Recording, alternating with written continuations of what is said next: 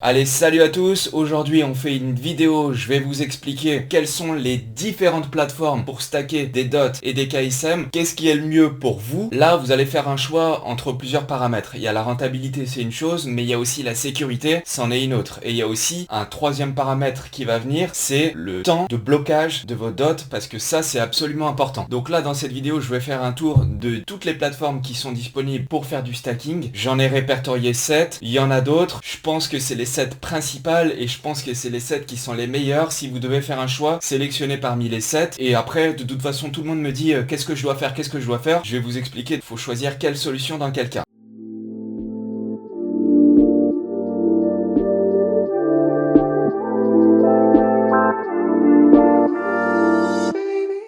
Alors là, dans cette vidéo, je vais pas vous présenter les 7, on va aller vite. Donc comme je vous disais au début, vous allez pouvoir avoir le choix entre la sécurité, donc c'est-à-dire il faut que vous ayez toujours vos clés privées. Dans le cas où un jour il y a un bug, quoi que ce soit, vous avez vos mots et vous avez la main sur vos tokens. Le deuxième choix, c'est la rentabilité, parce que le but du stacking, c'est quand même de gagner un maximum de DOT ou de KSM. Et puis ensuite, il y a la durée du blocage. La durée du blocage, franchement, 28 jours, ça fait mal. Sur KSM, c'est-à-dire sur Kusama, je sais pas comment vous dites, c'est 7 jours. Donc là, moi, pour faire simple, ce que je vous conseille, c'est toujours de stacker vos DOT sur la blockchain Polkadot. Si possible, avec Ledger, comme ça, vous avez une sécurité supplémentaire. L'avantage principal, c'est que vous avez vos clés. Personne va pouvoir toucher à vos tokens. Donc, s'il vous plaît, si vous voulez stacker avec un gros rendement, parce que le rendement, il est entre 12 et 18% pour certaines périodes. Donc, franchement, c'est des gros rendements. L'avantage de la Ledger, c'est que vous avez vos clés privées, c'est la sécurité. Personne viendra vous toucher à vos tokens, même s'ils sont stackés et même s'il y a une durée de blocage. Deuxième avantage, c'est le reward entre 12 et 18%. C'est énorme. J'ai fait un tuto complet, vidéo et article pour expliquer comment on fait pour stacker du DOT sur la Ledger. Moi, c'est ça que je conseille. Voilà,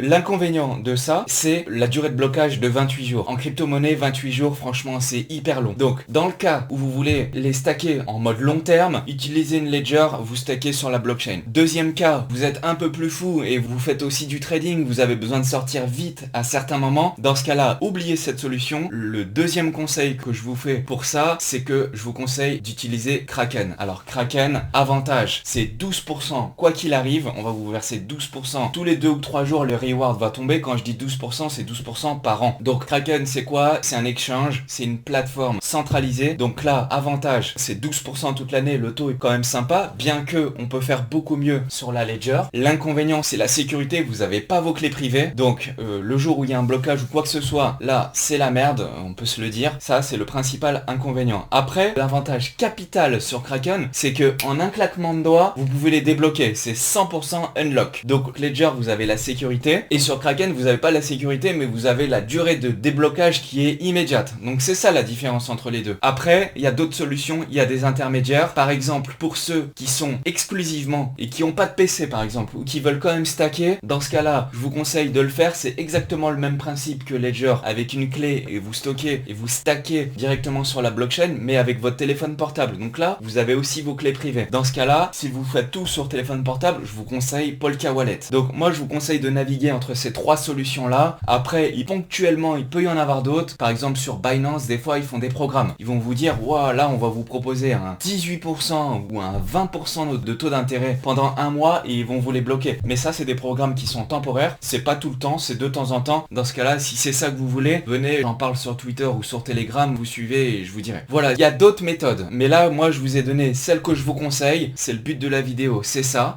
Si vous voulez les autres, vous regardez l'article. Il y a Matt Wallet qui, lui, est un wallet qui est décentralisé. Vous avez vos clés privées, mais il vous propose du 20%. C'est génial, mais par contre, je le conseillerais pas parce que j'ai l'impression que au jour où je fais la vidéo, il est pas totalement sécure.